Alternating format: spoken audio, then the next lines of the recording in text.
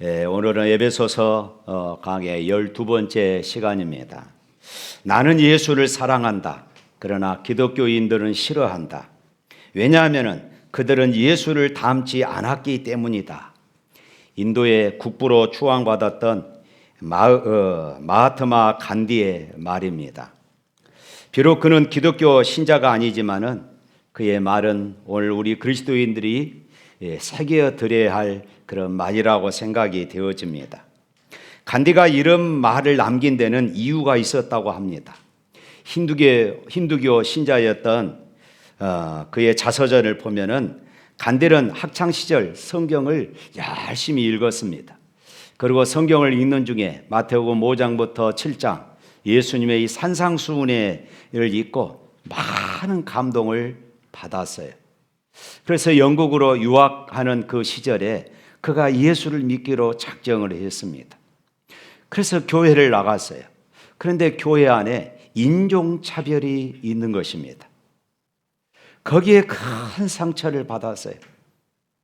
내 이웃을 사랑하라, 내 이웃을 사랑하라 라고 외치면서 실제로는 인종차별을 하고 또 식민지를 탄압하는 이 기독교인들을 바라보면서 이 간디가 무슨 생각을 했겠습니까?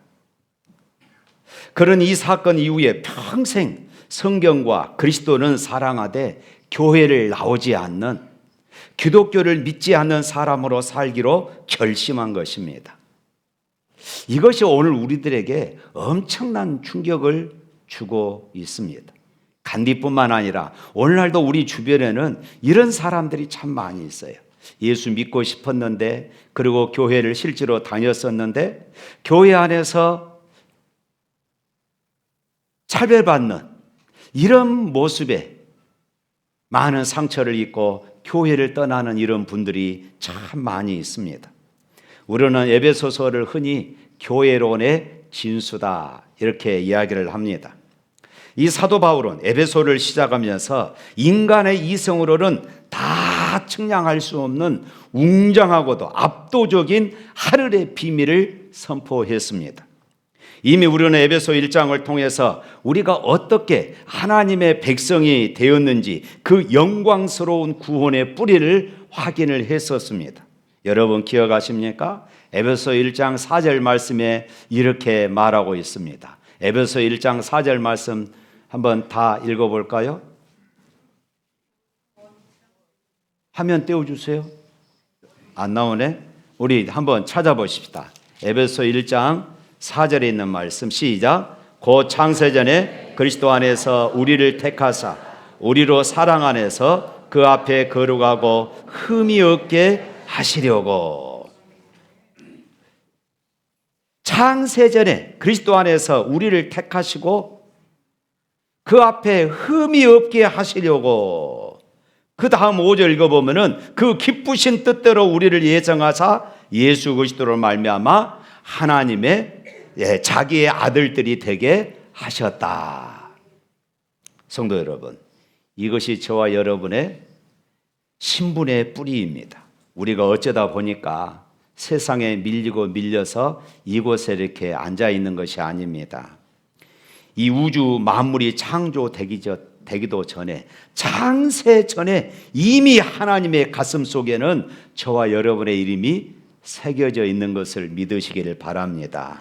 하나님은 우리를 독생자 예수의 피로 값주고 사셔서 세상의 노예가 아닌, 마귀의 노예가 아닌 하나님의 거룩한 하나님의 상속자로 삼아 주신 것을 믿으시길 바랍니다.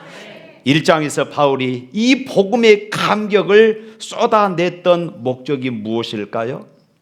거기에 보면은 우리로 하여금 하나님 앞에서 거룩하고 흠이 없게 하시려고 이렇게 말씀하고 있습니다.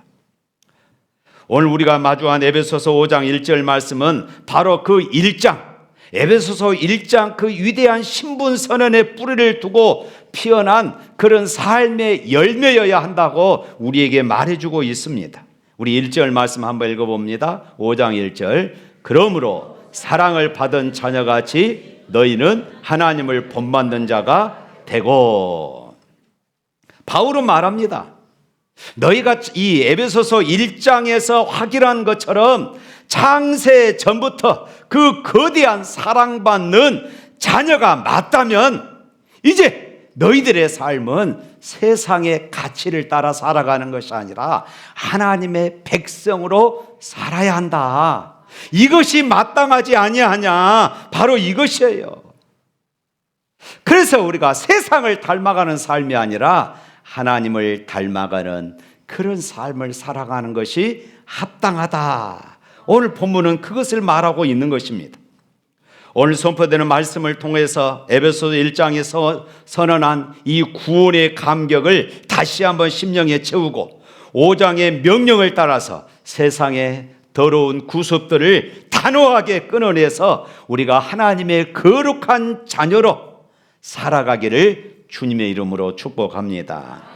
그렇다면은 창세 전부터 택함받은 자녀들이 닮아야 할 하나님의 성품이 무엇일까요? 하나님을 닮아가라 이렇게 말씀했는데 어떻게 우리가 내가 한 번도 보지 못한 하나님을 닮아갈 수 있겠습니까? 여기서 하나님을 본받는다 하는 이 구체적인 삶의 표준은 오늘 2절에서 바울이 이렇게 말하고 있습니다. 2절 읽어봅니다. 그리스도께서 너희를 사랑하신 것 같이 너희도 사랑 가운데서 행하라. 그는 우리를 위하여 자신을 버리사 향기로운 제물과 희생 제물로 하나님께 드리셨느니라. 우리는 보이지 않는 하나님을 닮을 수가 없습니다. 그래서 하나님은 당신의 거룩하심과 사랑을 완벽하게 인간의 삶으로 번역하여서 우리에게 보여주셨어요. 그분이 바로 예수 그리스도십니다.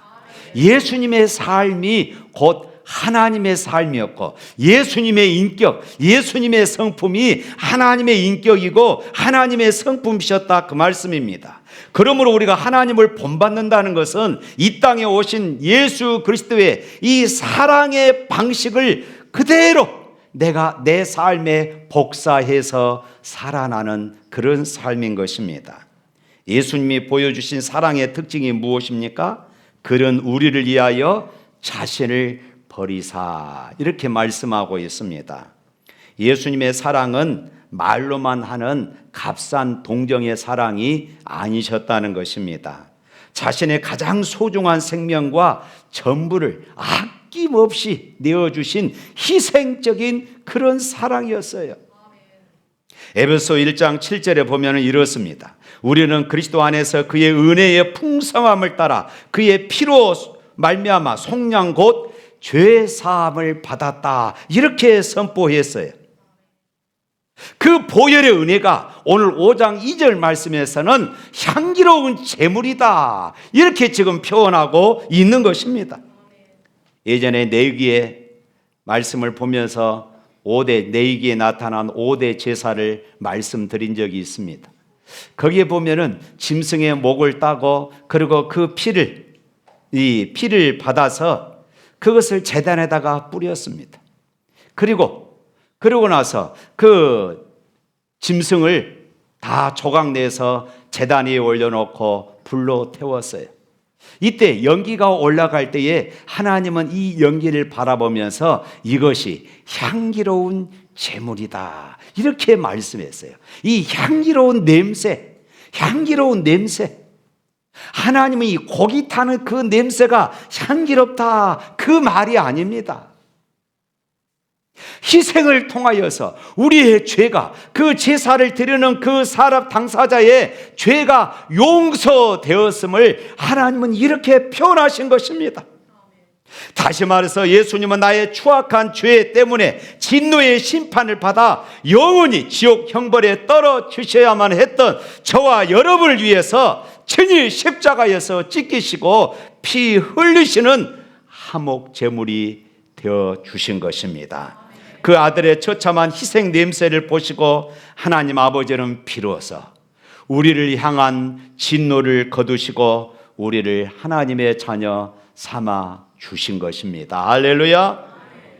바울은 바로 그 엄청난 핏값의 사랑을 매일매일 경험하는 하나님의 백성들, 바로 저와 여러분들이기에 우리 역시 삶의 현장에서 그 사랑 가운데서 행하라, 이렇게 지금 말하고 있는 것입니다. 여기에서 행하라 이 말은 이례적으로 단회성으로 하는 한번 행해라 그런 의미가 아닙니다. 우리 일상적인 삶을 말합니다. 내 매일매일 가정생활, 직장생활, 사회생활, 우리 셀가족 모임에서 내 이익을 챙기기 위해서 남을 짓밟고 일어서는 그런 타락한 세상 사람의 걸음걸이가 아니라 나를 먼저 낮추고 나를 희생하고 내 곁에 지체를 살리는 그리스도의 사랑으로 살아가라고 말씀하고 있는 것입니다. 어떻게 사는 것이 희생적인 삶일까요? 예를 한번 들어보겠습니다. 우리가 직장 생활을 합니다. 그런데 직장에 있는 동료가 실수를 해서 그날 끝나야 할 일이 끝나지 못하고 일이 산더미가 되어버렸습니다. 내 일이 아니니까 나는 내 할 일이 했으니까 나는 퇴근 시간이 되어서 나는 가야지. 이것이 보통 사람들이라면은, 오늘 우리 예수 믿는 사람들은 함께 남아서 그 일을 함께 더불어 해주고 함께 맞춰주는 것입니다. 내가 때로는 30분이 될 수도 있고 1시간이 될 수 있고 내가 좀 더 남아서 그 일을 묵묵히 도와주는 것, 그것이 바로 내 시간을 쪼개서 내 이웃을 섬기는 그런 일이 아니겠습니까? 우리가 운전할 때 여러분 흔히들 많이 경험하실 것입니다.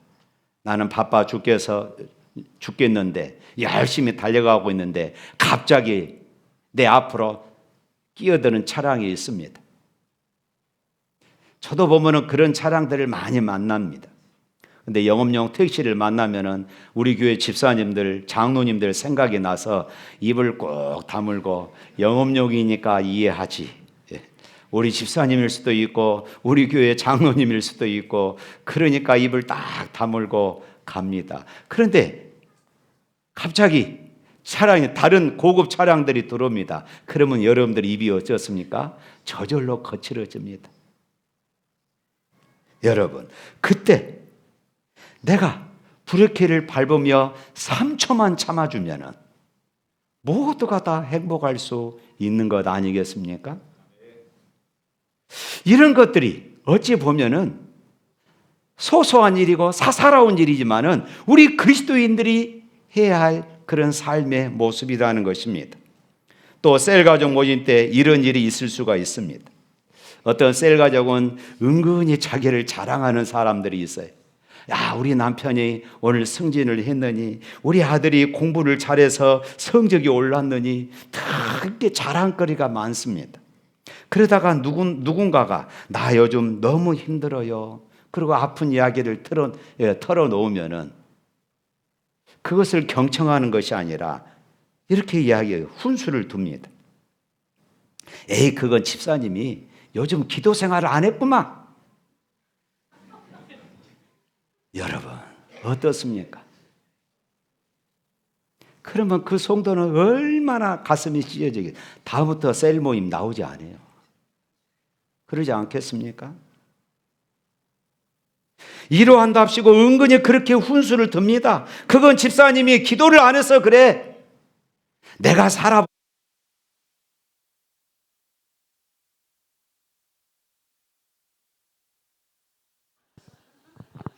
가장 소중한 시간에 건전지가 나와버렸어. 내가 살아보니까 그렇게 해서는 안 돼. 훈수를 이렇게 두는 것입니다. 여러분, 이것은 지체를 살리는 사랑이 아니라 내가 정답을 말해주고 나를 자랑하며 상대방을 가르치려 하는 것입니다. 이래가지고 그 사람이 위로가 되겠습니까? 그 사람이 세워지겠습니까? 셀 모임은 내가 정답을 내려주는 재판장이 아닙니다. 이럴 때 우리가 어떻게 해야 되겠습니까? 아이고, 집사님 정말로 힘드셨겠네요. 진작 좀 말씀하시지. 우리 함께 기도할게요. 제가 앞으로 기도하겠습니다. 힘내십시오. 얼마나 좋아요. 할렐루야. 얼마나 좋습니까?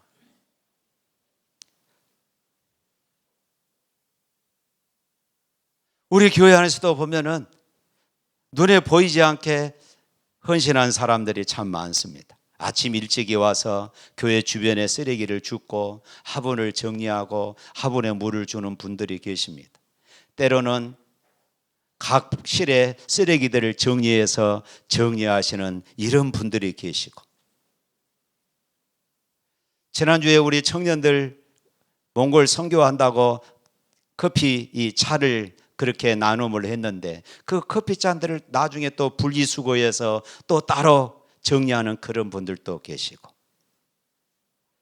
여러분 사실은 그런 일들이 어찌 보면은 짜증날들 일이잖아요.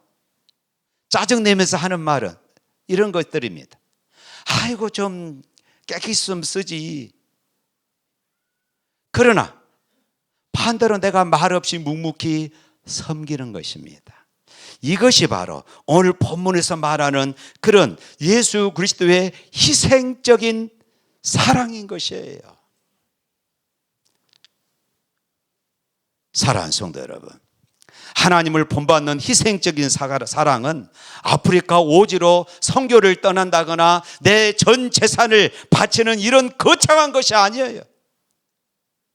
내 삶에서 내 바쁜 시간 5분을 이웃을 위해서 손해보는 것, 때로는 공동체의 화평을 위해서 내가 하고 싶은 말을 참아내고 오히려 위로하고 격려하며 아무 말 없이 내가 희생하고 내가 헌신하는 바로 그런 삶이 하나님을 본받는 삶이 되는 것을 믿으시기를 바랍니다. 오늘 사도 바울은 하나님을 본받는 자의 이 마땅한 걸음걸이인 사랑을 제시한 이후에 이제 반대로 창세 전부터 거룩하게 구별된 하나님의 자녀들의 삶의 현장에서 단호하게 끌어야 할 것이 무엇인가 우리에게 가르쳐주고 있습니다. 오늘 3절과 4절 말씀 한번 또 읽어볼까요? 시작. 음행과 온갖 더러운 것과 탐욕은 너희 중에서 그 이름조차도 부르지 말라. 이는 성도에게 마땅한 바녀라. 누추함과 어리석은 말이나 희롱의 말이 마땅치 아니하니 오히려 감사하는 말을 하라. 지난번 4장에서도 이 말에 대해서 바울이 말했습니다. 오늘 5장에서도 계속해서 바울은 이 말에 대해서 말합니다. 왜 그랬을까요? 에베소 교회가 이 말로 성도들끼리 서로 상처 있고 이 말로 성도들끼리 서로 험담하는 이런 일들이 일어났기 때문입니다. 바울은 당시 에베소 지역을 가득 덮고 있는 거대한 이 도덕적 3가지 죄악을 지적합니다. 음행, 온갖 더러운 것, 그리고 탐욕. 에베소는 아르테미스 여신을 섬기는 거대한 신전 중심의 이 도시였기 때문에 그들의 이 종교 행사는 모두가 다 성적 타락에 연결되어 있었습니다. 성적인 타락과 더불어 인간의 마음에 자리 잡은 끝없는 정욕, 다시 말해서 하나님 없이 내 힘으로 내 물질로 쌓아 내 성읍을 구출하려고 하는 이 경제적인 이 탐욕, 이것이 그 시대를 지배하고 있었던 것입니다. 물질 만능주의, 성공 우선주의가 자리 잡고 있었어요. 바울은 이 죄악을 향하여서 너희 중에서 그 이름조차도 부르지 말라. 얼마나 이 단호합니까? 이름조차도 부르지 말라고 말하고 있어요. 내 삶의 영역 안에서, 우리 교회 공동체 안에서 탐욕과 음란의 역사가 단 한 뼘도 틈을 타지 못하도록 철저하게 차단하라는 것입니다. 왜 그럴까요? 에베소서 1장과 연결되는 것입니다. 창세전부터 택함 받은 하나님의 거룩한 백성이기 때문입니다. 할렐루야. 특별히 바울은 우리의 은밀한 언어 생활까지 지적합니다. 도덕적으로 더러움, 이 누추함, 하나님 없는 자들의 허무한 농담인 어리석은 말, 또 타인을 깎아내리는 조롱하는 희롱의 말, 이것을 세상 사람들은 유머, 웃기는 소리라 해서 이런 말들을 섞이면서 웃기는 사람들을 웃기는 말로 사용을 합니다. 그런데 오늘 그리스도인들은 이런 말을 단호하게 이름조차도 꺼내지 말라고 우리에게 말하고 있는 것입니다. 바울은 이 더러운 언어의 악취를 단번에 바꿀 수 있는 강력한 대안을 제시를 합니다. 오히려 감사하는 말을 하라. 할렐루야. 그러면 하지 말라, 아무 말도 하지 말라는 소리인가? 아닙니다. 감사하는 말을 하라는 것입니다. 축복하는 말을 하라는 것입니다. 에베소 1장 3절에서 바울은 찬송을 시작하면서 이렇게 말합니다. 찬송하리로다 하나님 곧 우리 주 예수 그리스도의 아버지께서 그리스도 안에서 하늘에 속한 모든 신령한 복을 우리에게 주셨노라. 아주 감격을 터뜨렸습니다. 하늘에 속한 모든 신령한 복을 이미 저와 여러분들이 받은 줄로 믿습니다. 그렇다면 그런 성도들의 어느 생활도 달라야 한다는 것을 말해주고 있어요. 찬송하리로다. 우리 찬송합시다. 감사합시다. 이런 말로 지금 바뀌고 있잖아요. 우리가 즐겨 부르는 찬송가 94장에 보면은 주 예수보다 더 귀한 것 없네. 이 찬양을 작곡한 사람은 조지 베버리 쉐아입니다. 이분은 미국이 낳은 이 바리톤 이 가수였습니다. 젊은 시절 그가 한번 노래를 부르면은 청중들이 숨을 멎을 정도로 이 압도적인 그런 목소리 그리고 가창력을 가졌던 사람들, 많은 사람들에게 칭찬받고 인정받고 존경받는 그런 사람이었습니다. 그러나 그의 어머니는 이 아들이 신앙에서 벗어나는 것을 싫어했어요. 온전한 믿음 안에서 살기를 바라고 늘 이 아들을 위해서 기도한 것입니다. 그런데 이 아들은 그렇지 않았습니다. 오직 세상의 성공이 우선이었어요.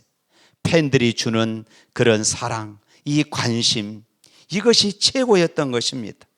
그러던 어느 날 미국의 대형 라디오 방송국에서 그에게 이 정식 전속 가수 자리를 제안하면서 화려한 계약서를 내밀었습니다.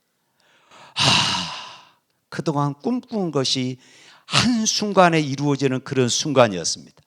명예와 부, 모든 것이 단 한순간에 채워지는 그런 순간이었던 것입니다. 자기가 그것에 사인만 하면은 이제 모든 것이 보장되고 탄탄대로가 되는 그런 순간이었던 것입니다. 그런데 그때 왠지 자기 가슴에 이상한 마음이 들었어요. 왠지 사인을 하고 싶지 않는 마음이 든 것입니다. 분명히 그것은 부가 그리고 명예가 자기가 그동안 꿈꿨던 것들이 한순간에 이루어지는 그런 순간이었어요. 그런데 왠지 사인하고 싶은 마음이 들지 않았습니다. 집으로 돌아왔어요. 예전처럼 피아노 앞에 앉았습니다. 그런데 그 피아노 앞에 자기 어머니가 올려놓은 시 구절이 있었습니다. 늘 어머니는 아들이 이렇게 살았으면 좋겠다 하는 그런 바람으로 조그만 쪽지에다가 그 시를 써서 그렇게 올려놓았던 것입니다. 그 시는 밀러 여사가 쓴 신앙시였습니다. 피아노 앞에 앉았는데 그 시가 눈에 그날따라 쏙 들어왔어요. 그것을 읽는 순간 아까 사인하려고 했다가 멈칫했던 그 순간이 떠오르면서 갑자기 감동이 되기 시작한 거예요. 그 자리에서 건반을 두드리면서 작곡을 했던 것이 주 예수보다 더 귀한 것은 없네. 이 세상 무기와 바꿀 수 없네. 이 찬양이 나온 것이에요.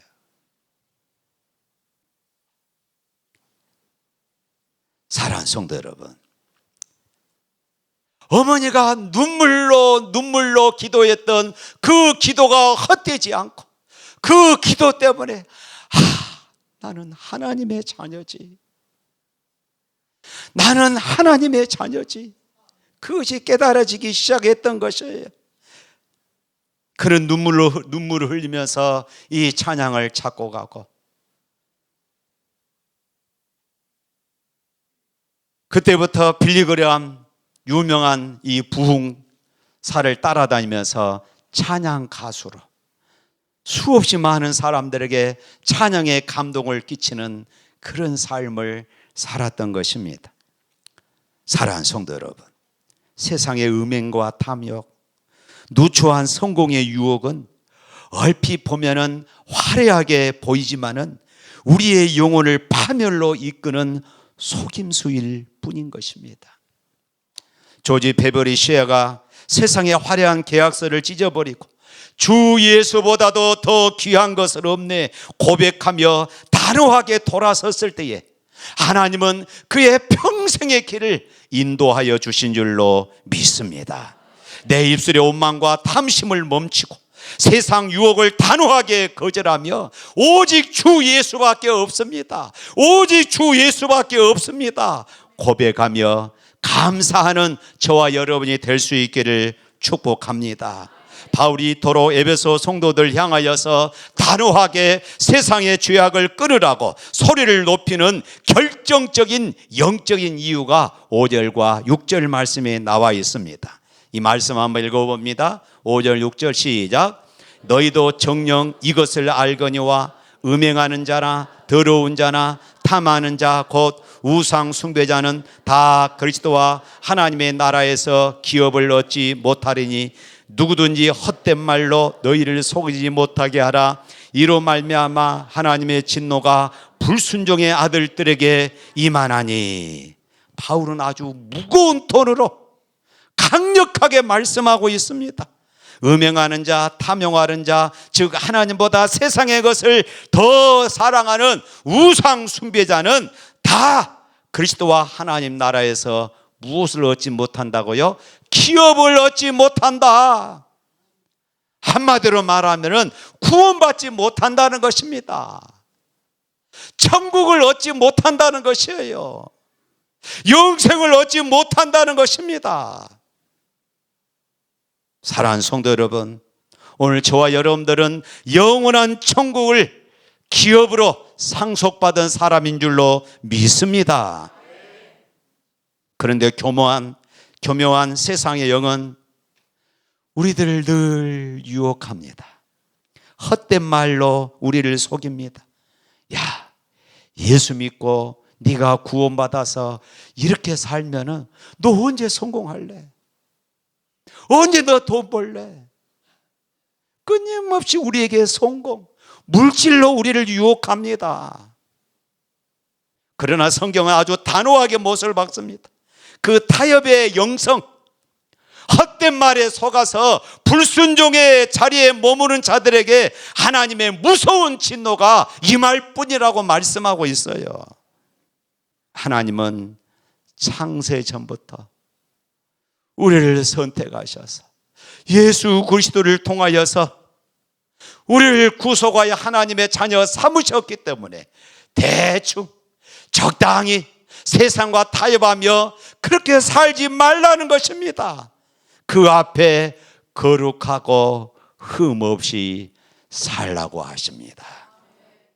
최근 2023년도 기독교 윤리실천운동본부에서 발표한 한국교회 사회적 신뢰도 여론조사는 우리 기독교를 참 부끄럽게 하는 결과가 나왔습니다. 대한민국 국민 중 기독교를 신뢰한다는 사람은 겨우 20% 됐습니다. 10명 중 8명은 교회를 불신한다는 것입니다. 예수 믿는 사람들을 불신한다는 것입니다. 타 종교인 카톨릭이나 불교는 40%대가 된다고 그래요.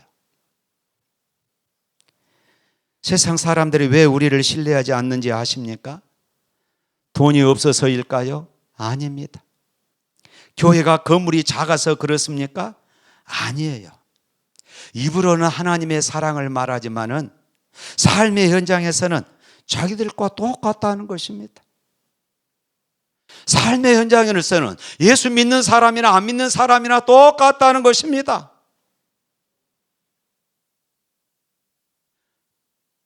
그러니 별로 신뢰가 안 갔다는 것이에요. 사랑하는 성도 여러분, 오늘 7절 말씀에 보면은 바울은 아주 단호하게 경고합니다. 다 같이 있습니다. 그러므로 그들과 함께하는 자가 되지 말라. 이것은 세상 사람들과 인간관계를 끊고 수도원에 들어가라 이 말일까요? 아닙니다. 우리는 세상 속으로 파송된 그리스도의 대사들이에요. 아까 우리 찬양팀이 아주 힘있게 강조해서 부르는 찬양이 있었습니다. 빛의 사자들이요, 빛의 사자들이요. 오늘 저와 여러분들은 세상의 빛의 대사들입니다. 우리가 세상 속에 섞여 살아가되 그들이 행하는 음란한 문화, 그들이 추구하는 탐욕스러운 우상 가치관 등 세상의 가치관들을 따라가지 말고 우리는 선언해야 합니다. 나는 하나님의 백성이다. 종종 우리 자녀들이 클 때 이렇게 저렇게 이렇게 살아서는 안 된다 훈계를 하면은 친구들은 다 그래. 여러분, 우리가 이 말에 속아서는 안 됩니다.